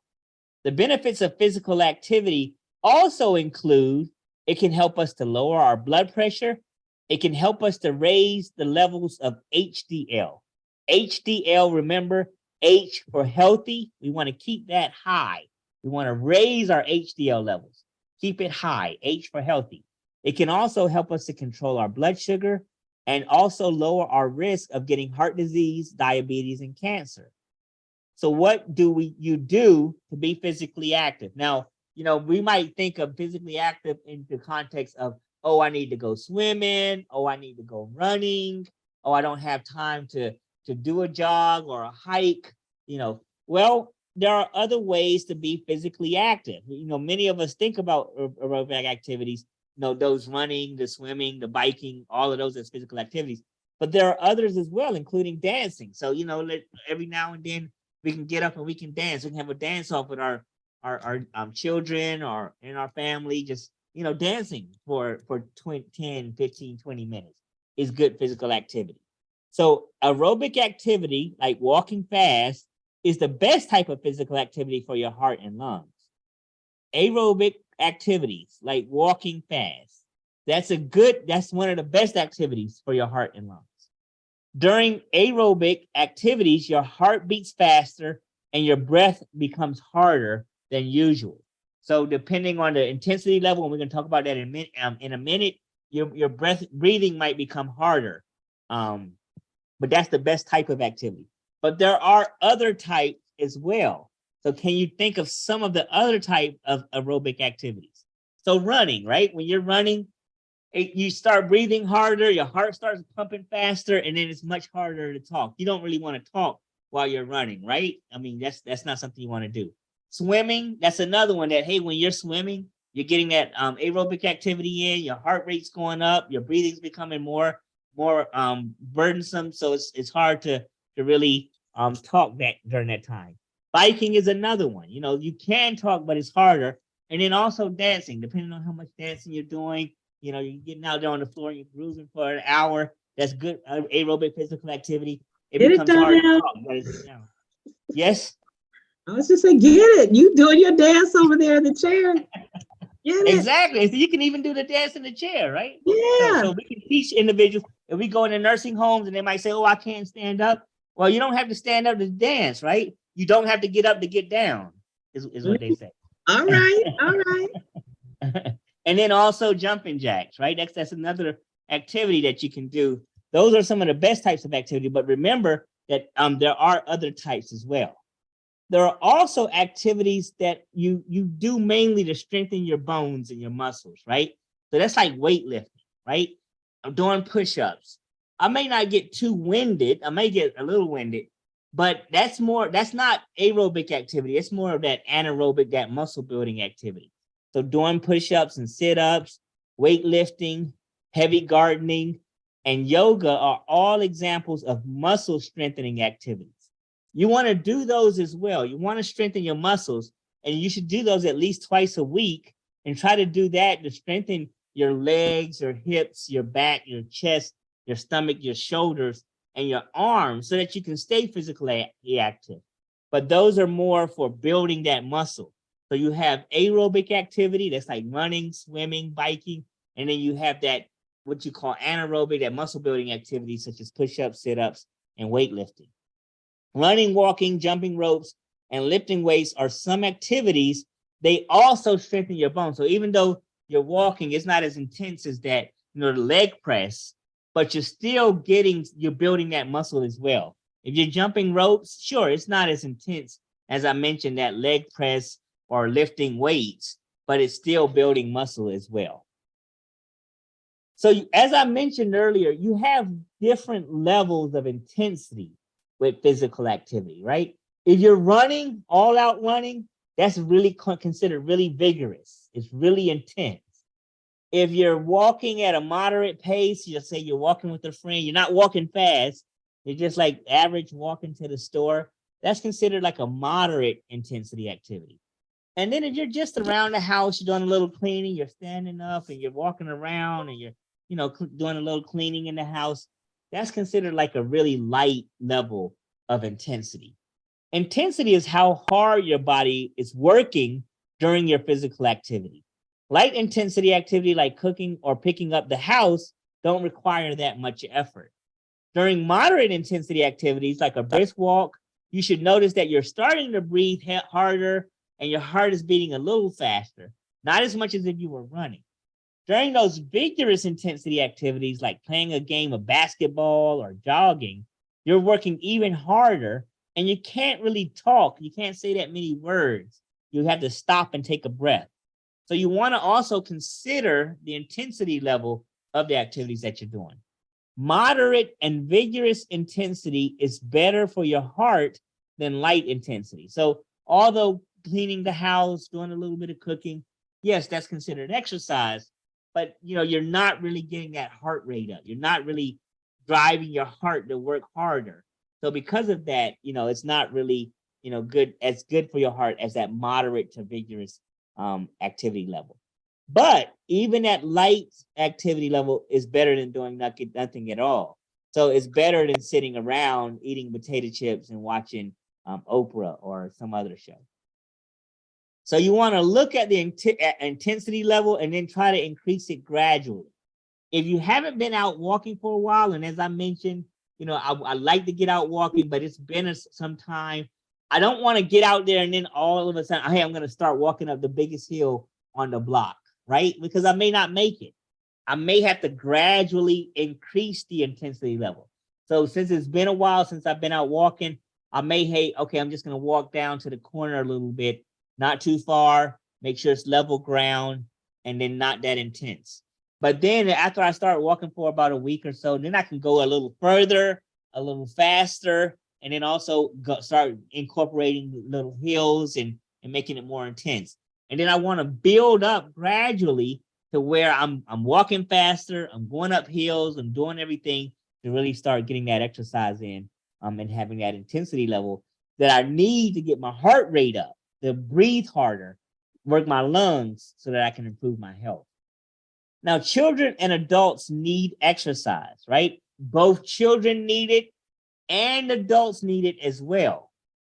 When you decide to become more physically active, increase your intensity gradually. So as I mentioned, you don't want to, hey, I've been sitting around, I'm just going to go out and start walking and I'm going to challenge the highest hill at the fastest pace. No, you want to build up slowly. So for example, when you're you want to make sure you're wearing comfortable shoes slowly on flat ground, and then start picking up the pace gradually, and then try some hills, and then see if you can go further and faster. So how much physical activity do you think children, I'm talking children now, need to do each day? So every day, how much physical activity do you think children need to take care of their health? The answer is 1 hour. Okay. Children should have 1 hour of intense activity every day. We're starting to find that our children are not getting that. They'll go to school, and some schools, well, hey, PE is not important, so they cut out PE. They're in classes all day, sitting around. They take the bus home. They don't walk home, and I'm not, recommending that. Your environment, make sure your children are safe. But then they walk home. They may do their homework. They're still sitting around, and then they may get on the computer or they may watch TV, and they're not getting that hour of exercise every day. So children need 1 hour of exercise every day. All adults should aim for at least 150 minutes. That's 2 hours and 30 minutes of moderate activity every week. So we only need about 30 minutes of exercise, about 5 times a day, in a week, or 75 minutes, 1 hour and 15 minutes of vigorous activities every day. So children, they should get an hour of exercise, vigorous exercise every day. 7 hours of vigorous exercise in a week. Children need 7 hours of vigorous exercise in a week. Adults need 2 hours and 30 minutes of moderate to vigorous activities. So you need 2 hours and 30 minutes of moderate or an hour and 15 minutes of vigorous activities in a week. Children need more, right? So we want to make sure that our children are really getting out there and playing. But short periods of activities work as well. So say you just can't find the time to have that 1 hour of activity or that 30 minutes of activity a day. Well, what you can do is you can incorporate shorter periods of exercise into your plan, where you're doing like 10 minutes of stationary bike in the morning. You're doing 10 minutes of walking, say, while you're at work, 10 minutes of walk to get your lunch or so, and then 10 minutes of jumping jacks when you get home. And that adds up to 30 minutes. And you need 30 minutes of exercise 5 times a week. You need 2 hours and 30 minutes of exercise in a week in order to stay healthy. You can break it up into those 10 minutes increments. So if you can't set aside a chunk of time during your day to be physically active, try shorter periods several times a day. It's the total time that's most important. So for example, if you aim for 30 minutes a day, you want to do 10 minutes of walking or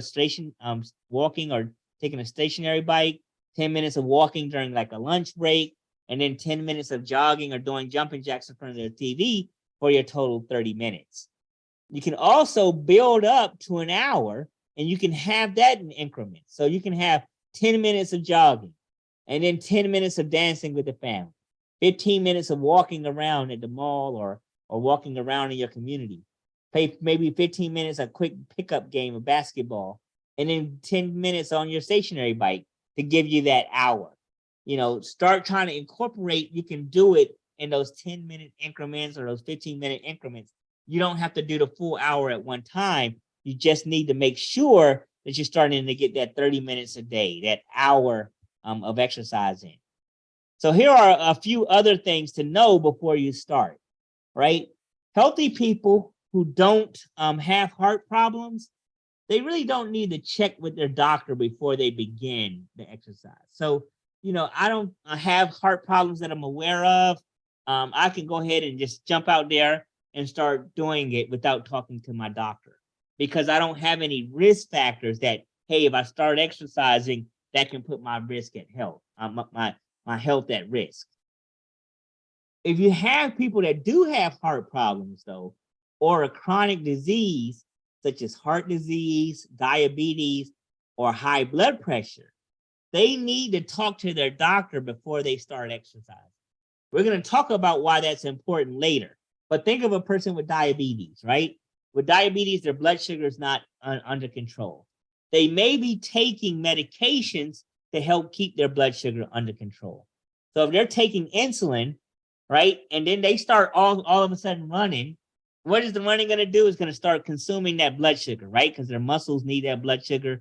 Now they're going to drop their sugars too low, right? So they need to talk to the doctor to help them to manage what they need to do before they really start doing that vigorous activity, because you don't want to put them in a situation that they're diabetic and they're taking insulin, that their blood sugars drop too low because now they have exercise. So the same thing with blood pressure. So if they're taking blood pressure medications, I take a blood pressure medication, but not for blood pressure. I take it for kidneys, because some of the blood pressure medications, they also work on their kidneys. So I don't think I need to take it because maybe my blood pressure is pretty managed well.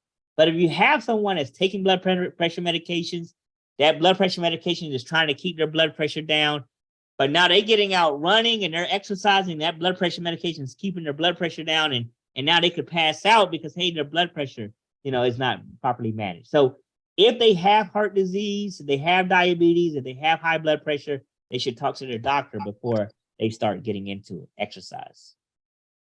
You should also talk to your provider. Does someone have a question? I just hear something in the background. Okay. You should also talk to your doctor, your provider, about physical activities if they have symptoms of chest pain or dizziness when they become physically active. So if you start getting out there and exercising and I'm feeling dizzy, I'm having heart pain, then don't keep exercising. Don't push us, try to say, I'm gonna push past the pain, because that's a pain that can be deadly. So if you're having chest pain or dizziness with exercise, then start making sure that you talk to your doctor so that you can get that straightened out. Now, here is a group of individuals, and you'll go over this with your community members. I may not have time to go over it. I'll come back if I do. But, as I talked to you before, certain people need to talk to their doctors. Here's Charles, he's 65 years old. He had a heart attack 10 years ago, but has fully recovered. So from what we understand, he doesn't have heart disease. It doesn't say that he has high blood pressure. He doesn't have diabetes. He had a heart attack, but he's fully recovered. Does he need to talk to his doctor? Probably not. You have Lauren, who's 32 years old, and she had a healthy baby 3 months ago. Now, we're going to learn later that pregnancy really has a certain level of risk on mothers, and it changes the dynamic in the body. So 3 months ago, that was pretty soon, pretty recent. She should probably talk to her doctor before she goes back to exercise. Darius is 38 and he has diabetes, but he controls it very well with medication. What is that medication going to do? It's going to try to control his insulin, can control his blood sugar. That means he could have low blood sugar. We can get him out there exercising, and because he has taken medications for his diabetes, he could drop his sugars too low. So he probably needs to talk to his doctor. Vicky is 35 and wants to be more physically active to lower her high blood pressure. So she has high blood pressure and quit smoking. Because of her high blood pressure, she probably wants to see a doctor. Alicia is 27 in good health, and she wants to start running. Well, she's 27. They don't say anything about any pre-existing condition, so she can probably go ahead and get out there. And then Terrence is 57. He broke his legs 2 years ago.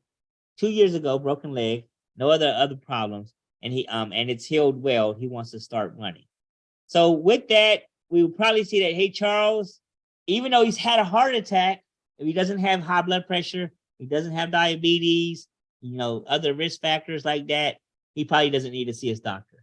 Lauren has had a baby, so it's really close to the time she had her baby. We're going to learn in other sessions about risk factors during pregnancy.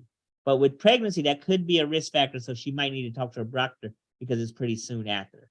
Darius, as we said, he has heart disease, he has diabetes, so he wants to talk to his doctor. Vicky has high blood pressure, so she definitely wants to talk to her doctor. But Alicia, who's young and healthy, has no problems. She doesn't, and then Terrence just had the broken leg. So healthy people who don't have heart problems don't usually need to check with their healthcare providers. But if you have one of these other risk factors, if you have diabetes, high blood pressure, you might want to talk to your doctor first. Other things that you want to consider is, as I mentioned earlier, start slow, work up gradually with time and effort. You don't want to get out there and run a marathon and you haven't ran before. So you want to do those things to work gradually up to where you want to be. Make sure that you're drinking plenty of water. During your physical activity, you're going to sweat, you're going to, your heart rate's going to increase. You're going to, have more breathing. Breathing, it can also dehydrate you. So look at those things, making sure that you're drinking water so that you don't become dehydrated. Make sure you wear comfortable shoes, right? So you want to wear supportive shoes if you're doing a lot of walking or a lot of running. Do those things in comfortable shoes. And when exercising outside, make sure you wear sunscreen and other protective clothing. If you're walking at night, that might mean reflective clothes, right? So that people can see you. Stay in well-lit and well-maintained places and keep an eye on the weather and the air quality, especially if you have asthma. Being physically active may feel harder if you're overweight or obese, right? So if we're out of shape, and as I said, I'm overweight and obese, I know that if I start walking down the street right now, I won't be able to do that one that I can usually do. I gotta take it slow. I gotta take it gradual because I am overweight or obese. I'm gonna be out of breath and tired more quickly, but I need to keep with it, right? Other activities that I can do is I can start walking. I can dance some as I was dancing in my chair a few minutes ago. So when we get together, we can have like a little dance party. If I have access to the pool, I can do swimming or other exercises in the pool. Exercising in water is lighter for you, right? If the water holds you up on land and it helps to protect your joints. So that's one of the benefits is protecting your joints with exercising in water. Everyday Can I ask a activities. question? Yes. Okay. What about Pilates and yoga? Yes. So Pilates and yogas can be very good activities, but you need to make sure that you're not putting too much strain on your joints, right? I can't do yoga because my hips, so I've had total hip replacement of both hips related to the sickle cell disease. So I can't really do the yoga and stretching. It's very good exercise for you. And you'll find that it's exercise because you're putting your muscles in certain positions and you're holding them there under tension, right? So since you're doing that, it can be a very good exercise for you. But you got to make sure that you can do those types of exercise with your joints. And that's an individual thing. Thank you. Okay. You also want to try different activities and find what you enjoy and what works for you, right? You may not like walking out in the community for certain reasons. So maybe like dancing in your house, like in the living room. It doesn't take too much to, I don't know. I think some of the stations have like their music stations on your TV. You can go to that, or you can put your the radio on and get a little bit of dancing in if you don't want to go outside and walk outside. You can also like do the push-ups that we talked about. So hitting on the floor, finding those exercises that work best for you. Walking the dog, walking during lunch breaks. Those are all things that you can do to get physical activity. Now, in your manual, this is going to be here. And I want you to pass this out to the community members to give them examples of things that they can do to really start walking. One of the other things that we will kind of encourage you as a community health advocate is to do certain activities in the community. We're going to talk about doing vaccination drives. We're going to talk about doing other activities in the community. Actually, after I finish in a minute, we're going to talk to you about doing one set of activities coming up soon. We want you to participate in activities, but we want you to also think about how you can incorporate physical activity as an activity for your community, like starting a walking club or getting the community members together to do some stretching exercises, like you just mentioned. Hey, let's do some aerobics and some Pilates or some yoga, and some of that may be exercise. But then here are another examples of exercise. So you can start a daily walking program for your church, right? Get together to start a walking club, and then you look at different types of walking. You can also get together and do certain stretching exercises before you walk. So before you start that walking club. So that is the end of session 6. As I mentioned, when you do it out in the community, there's a lot of things that I skipped. So what you're going to want to do, I'm just going to share my screen for a minute, is you're going to want to make sure that you're looking in your manual and you're doing the activities of the manual. And you're going to do those with your community members. I don't know how to make this thing smaller to get to the manual. But you're going to want to make sure that you're doing, in the session, there's a lot that I kind of didn't do for sake of time. But the manual has role play activities. It has other activities that you can do. It has demonstrations in it. You're going to want to make sure you do those. If we were together, I might have put on some music, right? And then we can do some exercise real quick for 10 minutes or for 5 minutes so you can see what that's like. We don't have time to do it here, and it's kind of hard for us to do it, but you want to do those with community members. You want to allow them time to ask questions. You want to make sure you're addressing questions. So even though I'm going through it very quickly, when you do it in the community, make sure that you're giving yourself enough time to fully explain it to the community members, to do those activities that are in the manual so that they can really get an appreciation for what we're trying to teach. So do you have any questions right now for me about either session 3 or session 6? No questions. Wonderful. Okay, so I want to do 2 things really quickly right now. And it's going to take me just a little bit of time to do them. So one of the things I want to do really quickly is that we're going to all meet together in person. This is our last virtual session together. We're going to meet in person on our next training.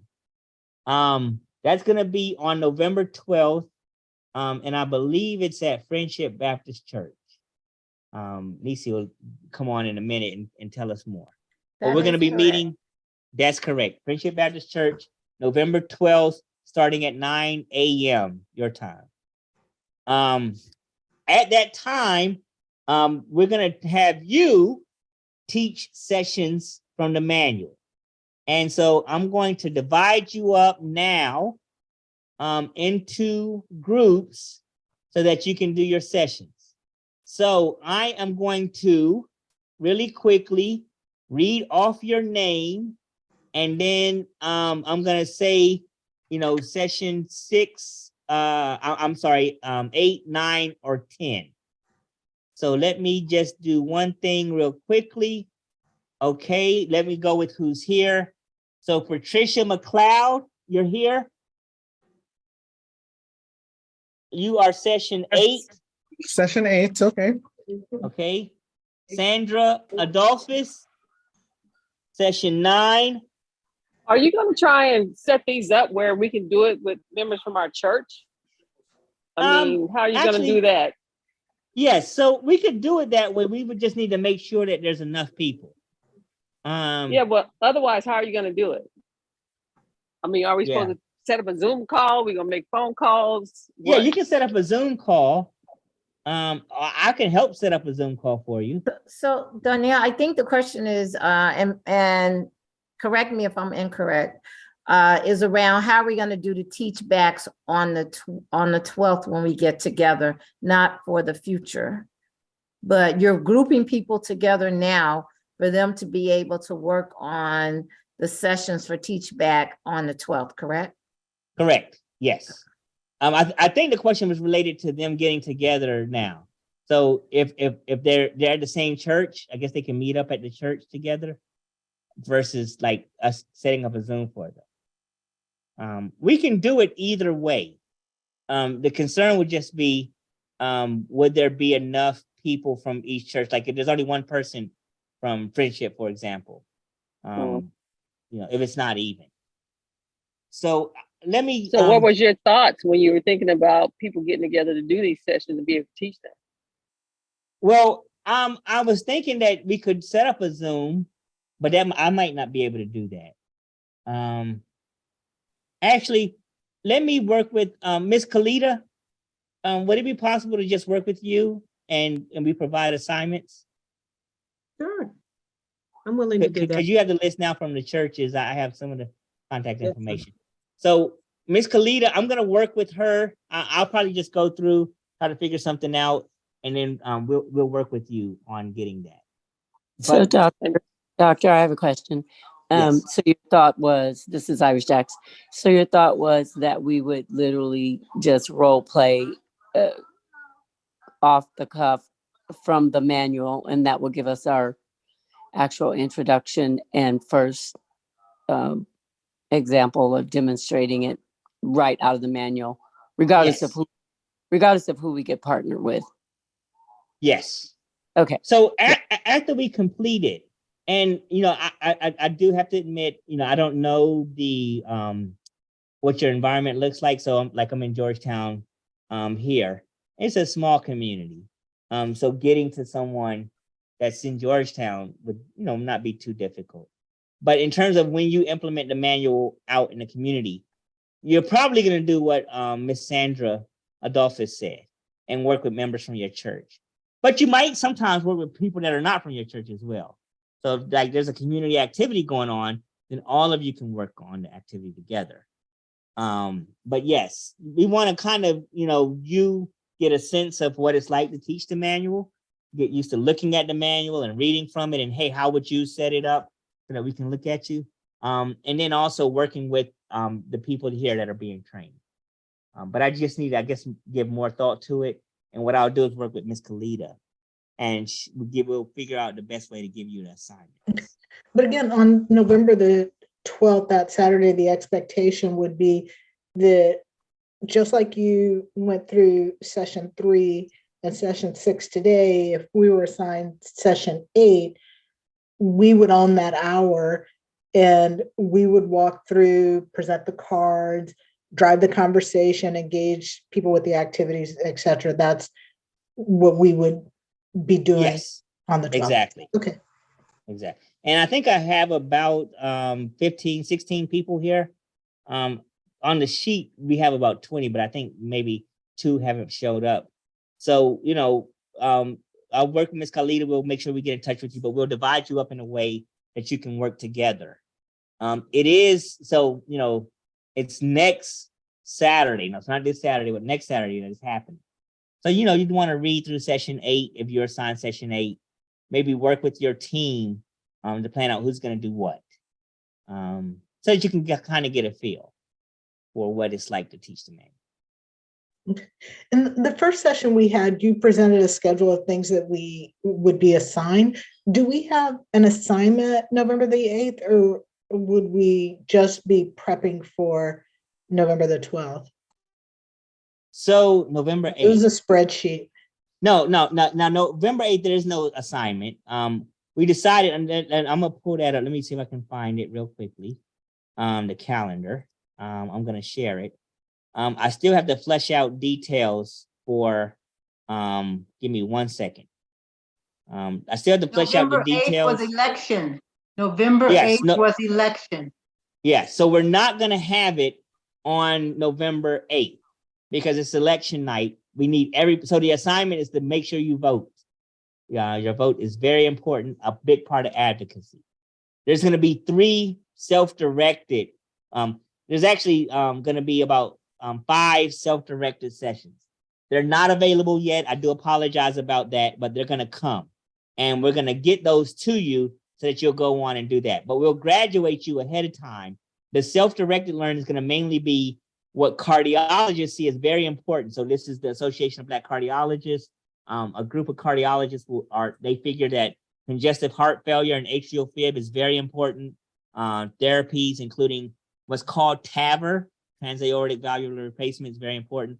Peripheral artery disease is very important. I can tell you that I know for a fact peripheral artery disease. There won't be any classes next week. Our next time will be on the 12th. We're going to meet up in person at Friendship Heights to conclude. With that being said, Nisi Johnson, I'm going to turn it over to her, and she is going to explain our first activity.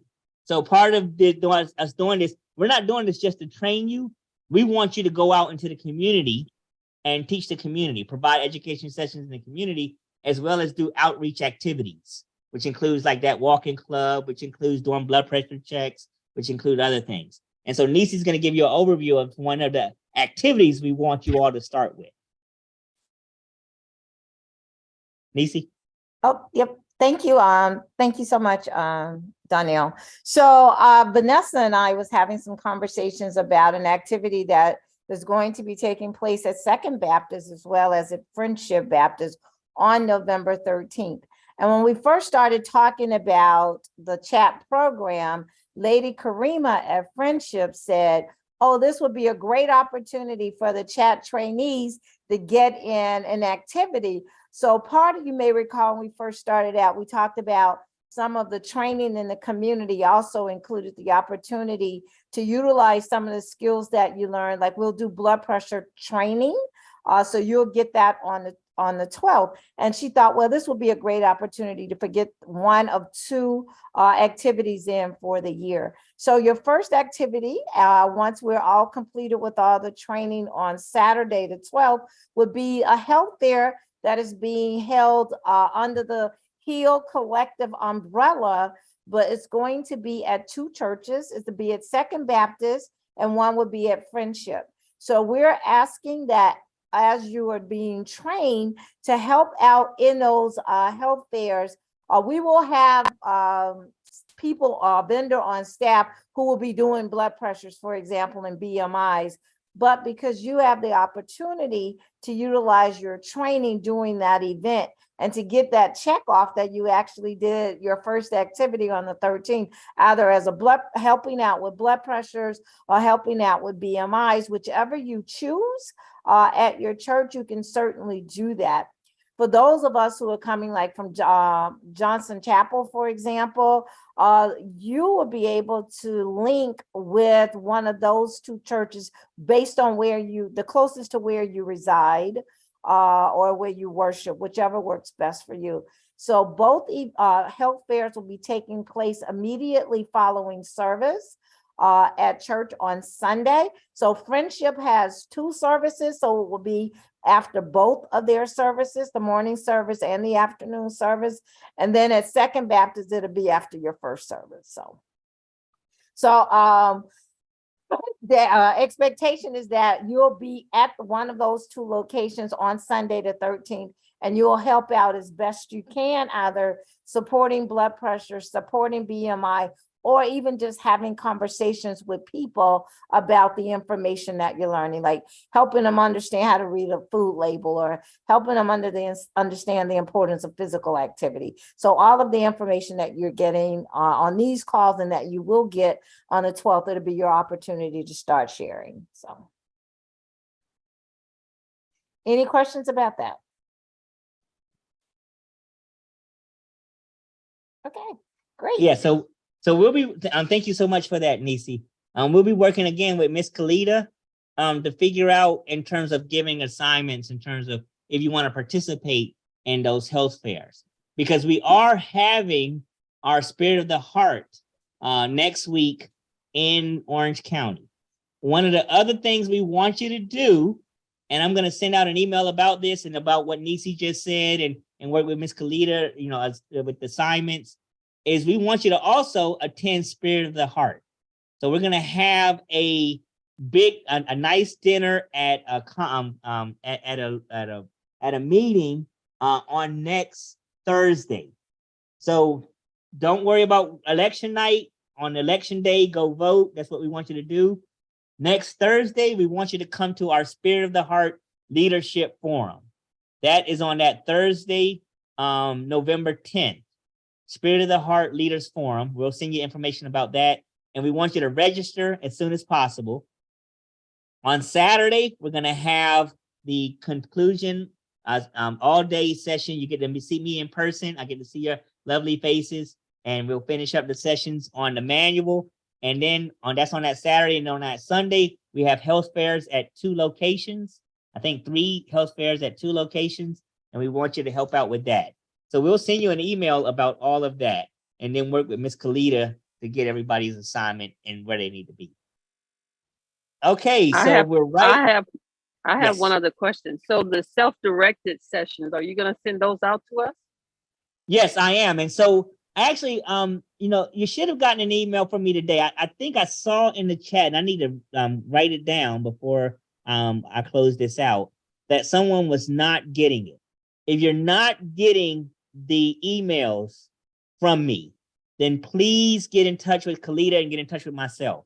In the email that I sent today as a reminder for this meeting, if you can find it, it might be in your calendar. It might be like a calendar invitation. I'll make sure I send out the email itself as well. Let me see if I can, I can't share my screen because I closed my email out. But in that email that I sent today, it does say that there's the link to get to the site on ABC website where the Orange County chat is. That is in the email. So now you have access. You can go and view the sessions we had last week and the week before. Eventually, and I do apologize, they haven't been created yet, but the self-directed sessions will be on there as well. So that's coming. It hasn't been developed yet, but you should have the link. And if you don't, we'll make sure that you get it. What's it labeled under? What is the link labeled under? I mean, your email. Let me just take a What- quick look at my email. So I'm going to actually share my screen because I do have it pulled up. Give me 1 It's second. on the Darnell Ivy. Yes. Yeah, Donnell Ivy was who sent it to you. Yeah. So everybody can see my screen. You should have gotten, this is the calendar invite. So the Okay. message will look like this. Hello, Orange County Community Health Advocates. It talks about, I hope you join the session. It has the link to join the session. Then it talks about what we're going to be discussing today. And then there's the link to the With Every Heartbeat is Life session. So that manual I Yeah. pulled up electronically earlier with the picture cards. If you go to that link, that's where you got the manual electronically. Then further down, I just added this today. It says we have also set up the online portal for you to review old sessions and which you will use for your self-directed learning. It will be Yeah. under Orange Chat Orange County, and then it has the Yeah. password here too, Yeah. OC 2022. Okay. So I'll make sure that everybody gets all that information because in the emails are, all the links to join the session, the link to the With Every Heartbeat is Life manual, and now the link to your online sessions. We're going to put more stuff in that online platform, including the slides, because I can't send the slides to you. They're too big. Every time I try to send it, it says the file is too big to send.